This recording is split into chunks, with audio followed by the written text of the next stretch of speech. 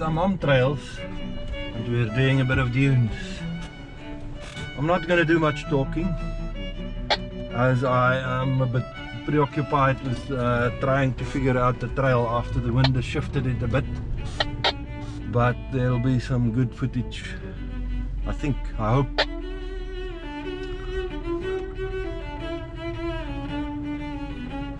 Dit is dus met die green jeep van ons gekom het.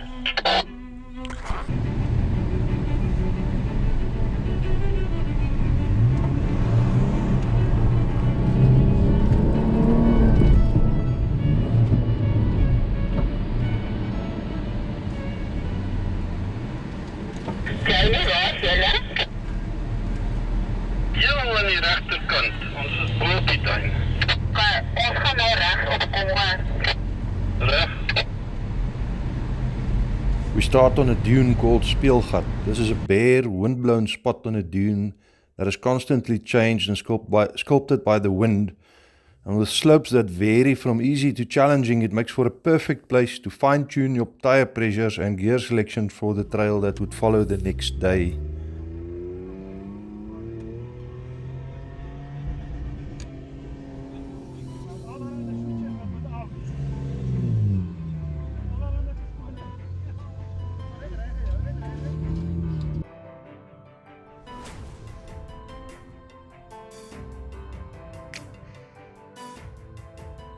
After the boys had had enough of playing in the sand, the vehicles had been prepared for the next day and the camp had been set up for the night. We departed to a nearby dune to enjoy the spectacular view of the sun setting over the far-off horizon.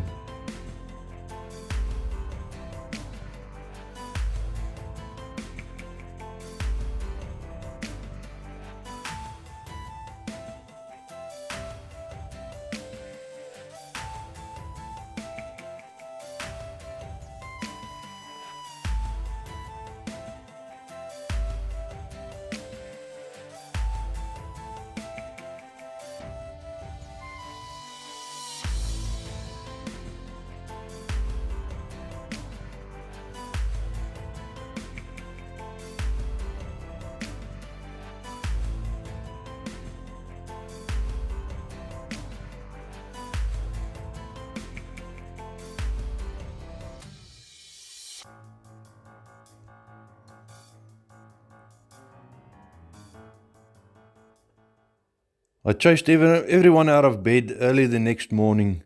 My past experience on these dune trails had been that the day will get long and the sand can tire out the strongest person, especially when the day gets hot, as this one was forecast to do.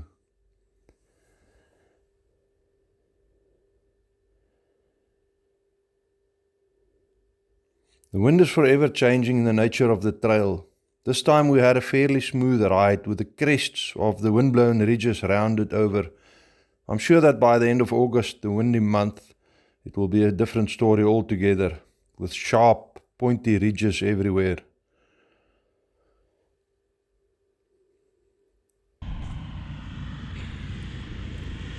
The first challenge dune is an easy one, but once you drop down it, you have to get back up it. And that puts pressure on the drivers.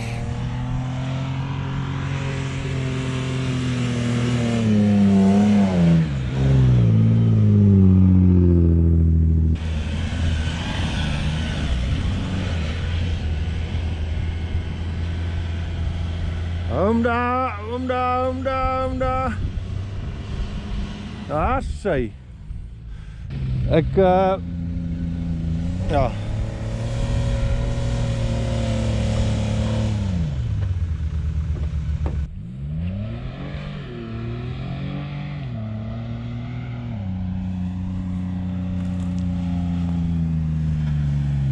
Yep.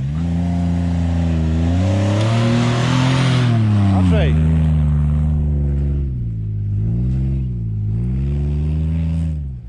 The trail follows the crest line of the dunes. It starts off fairly easy with small climbs, but all through the day the dunes will get bigger and bigger as the skill and confidence levels of the drivers rise. The height of the dune rises and become more challenging. Throughout the trail, we will encounter several challenge dunes. These are all optional, and like the trail, these also start out easy and become higher and steeper the deeper you go into the trail. This challenge dune is fairly easy, and all the vehicles should be easily manage to climb it. Keep in mind that while my FJ Cruiser is only lightly loaded, the rest of the vehicles in this group are fitted out for overlanding and camping, and as such, they are much heavier, so it would not be fair to compare their performance to the FJs. As the days go on, they will have to work a lot harder than myself to make it through the trail.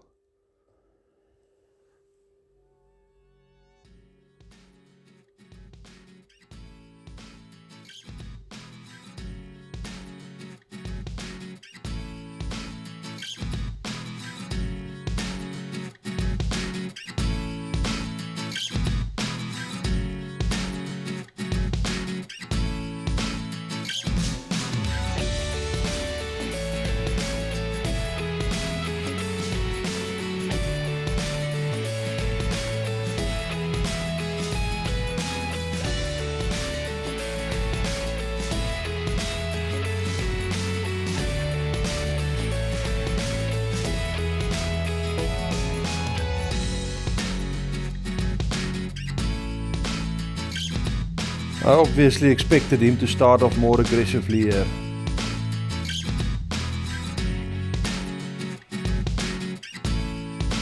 But he did a good job of climbing it in the end.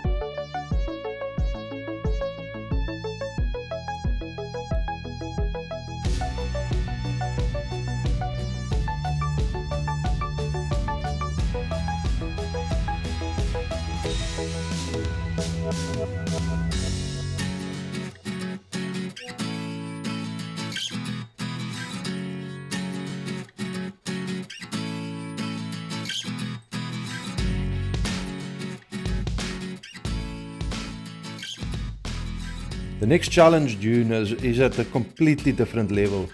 This challenge gives you the opportunity to push your vehicle as hard as you're prepared to do it, but very few ever make it to the top.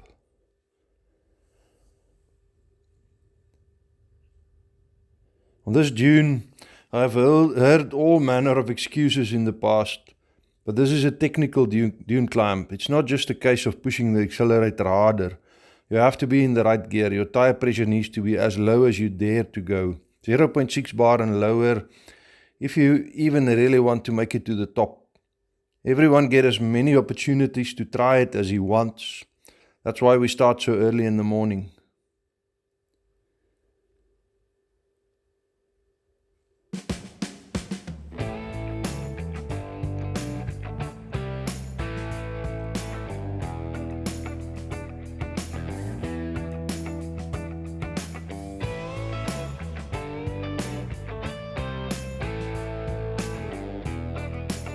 That appears to be so close, but there was still no way you could get up the last bit without assistance. That is something we do on the trail itself, but this is a challenge dune, it's optional. The idea is for you to work out how to do it with your vehicle. This is by no means the most difficult dune on the trail, but even this was too hard for these heavily laden camping vehicles, touring vehicles. It's fun trying anyway.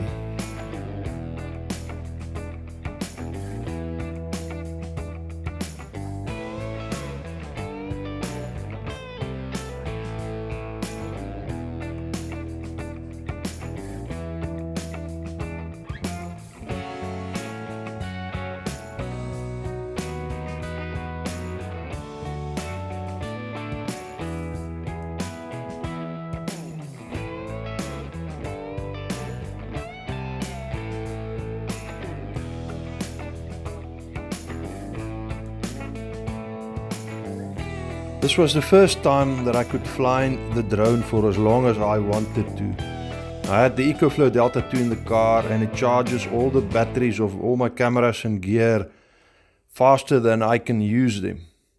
So not having to worry about the batteries running out is a big deal, as it means I could just leave the camera running when I had to do things like recoveries or guiding vehicles through tough spots.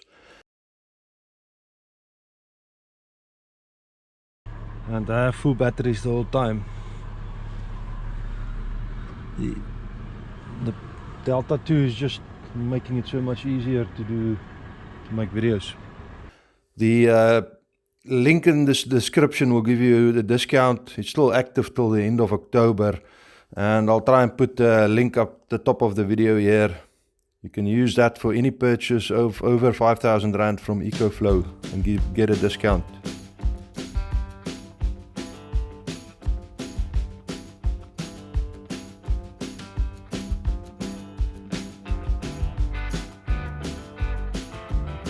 The challenge dunes are fun to play on, but I enjoy the trail itself more. The trail is more technical than it seems here in the video, and we had quite a few recoveries. The wind constantly changes the shape of the dunes, and the small dunes and dips is what catches out the driver who's concentrating more on the scenery than on the trail itself.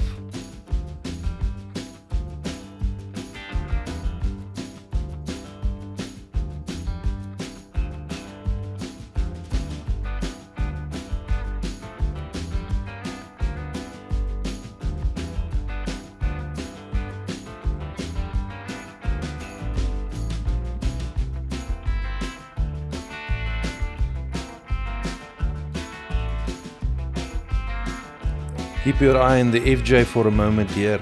This is a good example of the technicality of it. The FJ makes it look too easy, because I don't have any weight in it.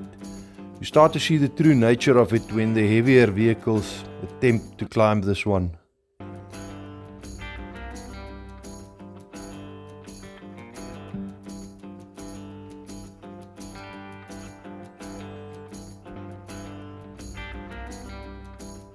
The climb starts with a very sharp rise on that first dune, small rise that prevents you from taking it at the speed, as you will see in a moment. Then if you don't make it on the first try, you cannot just go straight back and try it again, as you are sitting at a slight sideways slope that makes you slide down sideways into what is known as Cruiser Hollow or Cruiser Gat. It is called that because we have had to dig and winch many a Land Cruiser out of that hole. It's easier to turn to the side, and then you can do a turn around and try it from the right angle again. You can see the sand flowing from the rear bumpers as it scrapes and scoops up sand. From a sideways angle, you get a better idea of what it's like. You cannot start off faster than this, but at the right moment, this perfect timing, you have to absolutely floor it to get momentum before you start on that next climb. He's gonna have to redo it from the start again.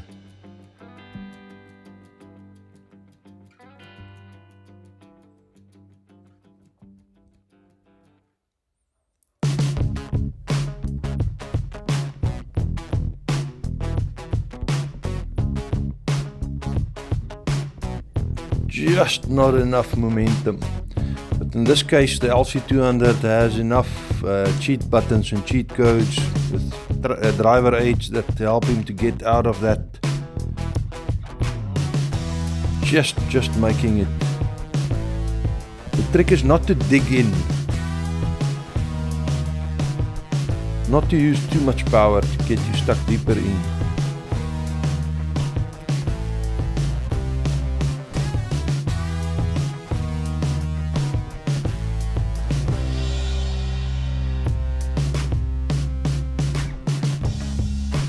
It's not as easy as it looks initially.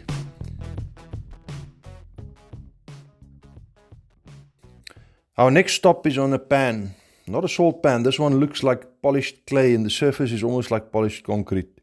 You even get tire squeal if you turn with four-wheel drive engage as you get drivetrain wind up. We had a quick brunch snack before continuing on the trail. Everybody says it looks wet. It's really bone dry.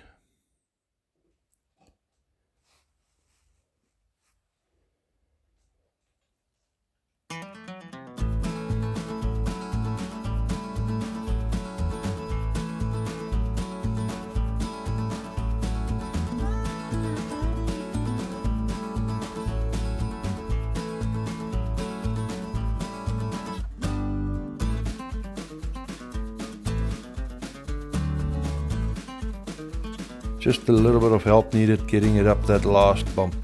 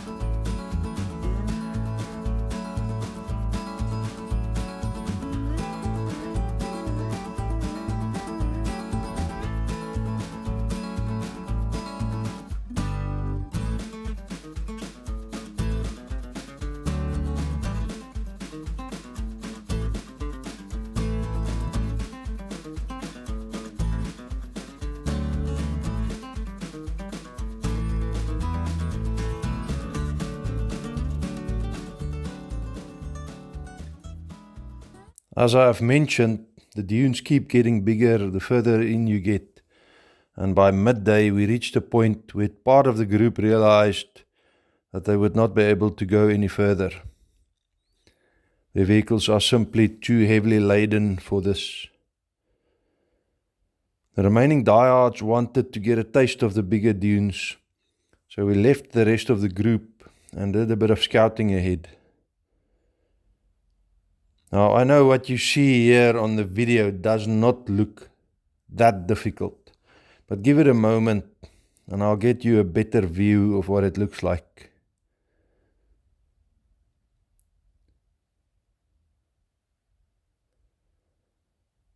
Keep an eye on what the car does, especially the rear wheels. It looks like there's an open track to the left of that grass, but that's too much slope to the side. The side is flatter. But even so, I'm sliding sideways in the lightest vehicle in the group. I was hoping that we would get all of them through here, and we'd have to see how it goes.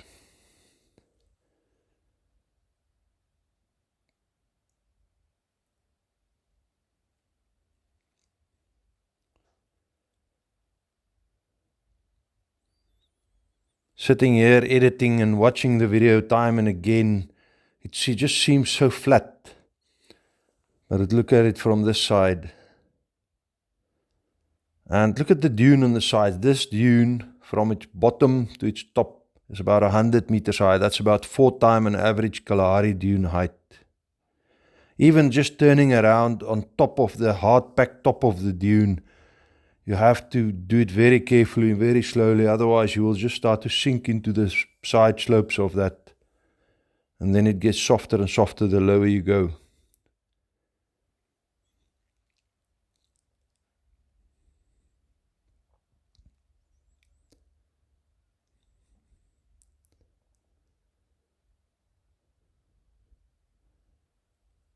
The Land Cruiser was stuck here a bit, and the side slope is the problem. It doesn't look very steep, but it's very, very soft once you leave the top of the dune.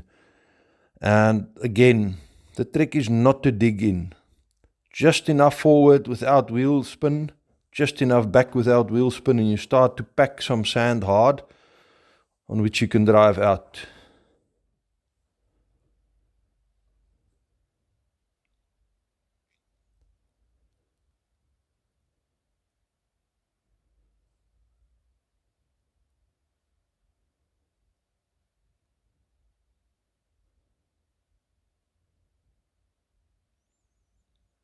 Look at the car slipping.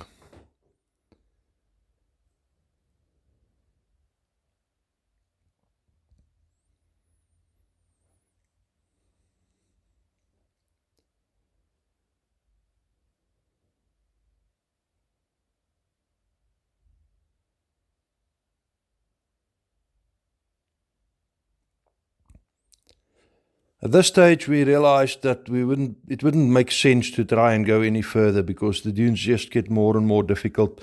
But we did want to give them a slight taste of what the high dunes are like. So we decided we're going to go down this one to exit the trail here.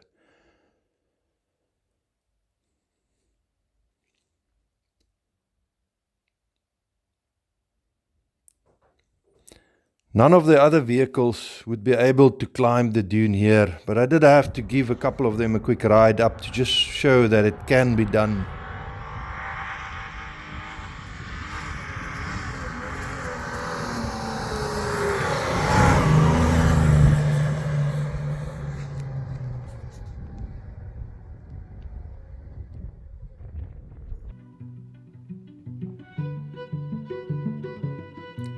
Sure, the dunes here is not as spectacular as the dunes in the Namib, but I have as much and even more fun here. I don't know why. Anyways, if you haven't seen my Namib videos, you can look at the examples here. And I'll see you on the next one. Cheers.